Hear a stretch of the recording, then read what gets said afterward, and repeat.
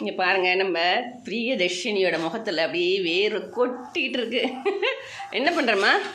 என்னோட அண்ணனுக்காக அவன் வந்து ஜிம் போயிட்டு வந்தானா, பசிக்க சொன்னா நைட் டின்னருக்கு வந்து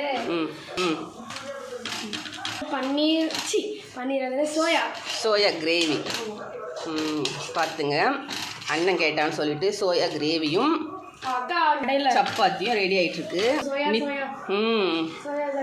சோயா கிரேவினா நித்யஸ்டிக்கு ரொம்ப ரொம்ப பிடிக்கும். அதனால் இன்னைக்கு நைட் சாப்பாடு என்ன? Chapati soya gravy. அவ்வளோதான்.